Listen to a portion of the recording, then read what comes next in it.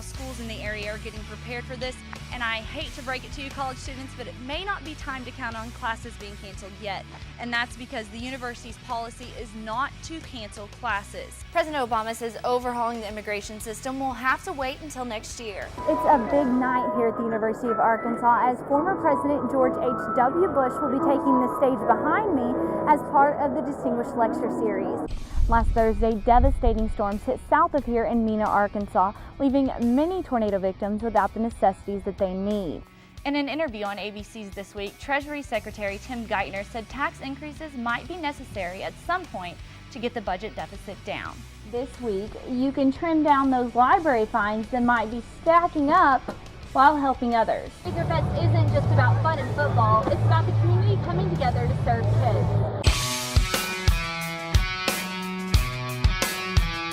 Black Friday means big sales and even bigger crowds, like this one at Best Buy in Fayetteville. Shoppers braved long lines and freezing temperatures to get their hands on this season's must-have items at low prices. The $197 laptop. My oldest son said this is what I want, and it was a big deal, so that's why I'm here. It's been here since 11. I want to get this the laptop here. It's a pretty good deal. I mean, it's a wonderful idea for these good deals and discounts. The day after Thanksgiving is key to kicking off the holiday shopping season, and retailers are doing whatever it takes to lure in shoppers. Retailers are hoping to see an increase in sales that last year hit a 40-year low. Best Buy associate Greg Gallant says that the store expects better sales this year. The crowd's been busier than it has been the last 3 years. It started forming Thursday morning, and as you can see, it ropes down through all the way up to the mall. Economists say sales from today could have a kind of jump-starting effect on the economy. The National Retail Federation expects more than 134 million shoppers to be out in force today. For UATV News, I'm SaVannah Reading. It was just 1 year ago that a major ice storm hit here in northwest Arkansas, and it looks like another big winter storm is headed this way. But you can breathe a little easier because it's not expected to be quite as bad, but it's definitely still something we should keep our eye on. Let's go ahead and take a look at what we can expect. On Thursday from 6 p.m. to 3 a.m., freezing rain and sleet, anywhere from about a half of an inch to 3/4 of an inch. Travel conditions are expected to be slick and hazardous throughout the night. From 3 a.m. to 6 a.m. early Friday morning, a mix of sleet and snow, and through the rest of Friday morning, the snow will start and ice accumulations will be enough for widespread power outages. You can expect about 2 to 4 inches of snow here in northwest Arkansas.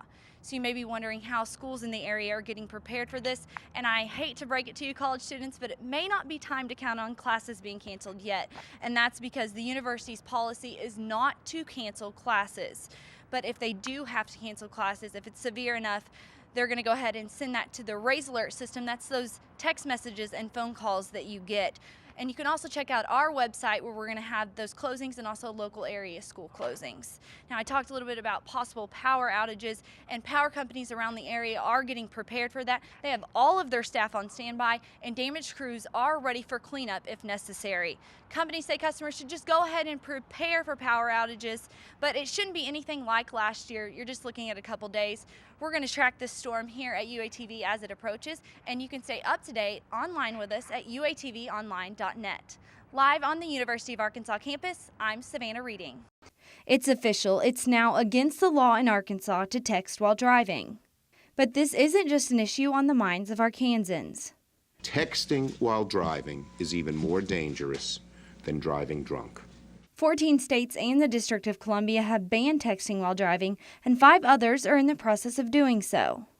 A recent study by the Virginia Tech Research Institute found out just how dangerous texting and driving can be. The alarming result that we found is that texting while driving is 23 times more dangerous than just driving by itself.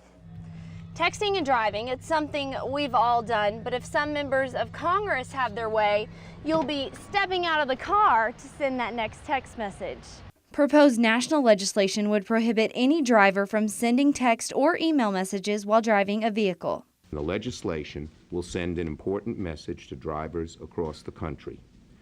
Get your hands off the cell phone and back on the wheel. If the bill passes, states that do not enact text banning laws within 2 years would lose 25% of their federal highway funds. For UATV, I'm SaVannah reading. As students were coming and going from class today, they may have been distracted by all the fire trucks and emergency vehicles surrounding one campus dorm. Many residents of Humphreys Hall woke up this morning to the sound of blazing sirens and the smell of smoke. I was in bed and taking a nap. All of a sudden the alarm went off. I didn't know what to do at first, and they're like, don't take the elevator, go down the stairs. So I went down the stairs with my roommate, and I put my blanket on and got out here, and they told us to get off the patio, then heard about smoke and everything. Students were forced to evacuate the dorm when smoke was detected in the elevators. Well, we had a fire alarm here at Humphreys Hall. There was an odor of smoke in the elevator rooms, elevator shaft, and so the alarm went off. The students evacuated in a very timely fashion, and so we were able to go up and check the rooms. Firefighters entered the residence hall from the ground level and the roof of the building. The team on the roof opened many of the top floor windows to allow smoke to escape. We have not found any cause of the odor or the smoke at this time. Otis Elevator Company inspected the elevators in the building to try and find out what could have caused the smoke.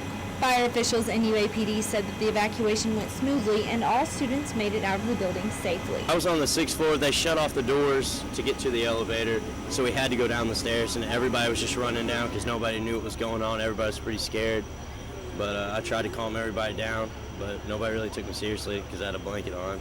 The cause of the smoke is still unknown, and the university is waiting on a report from the interim fire chief. Reporting for UATV, I'm SaVannah reading. I talked to UAPD a little later, and they said that the source of that smoke was never found and that there was no actual fire either. Students were allowed to go back in their dorms a few hours after the incident.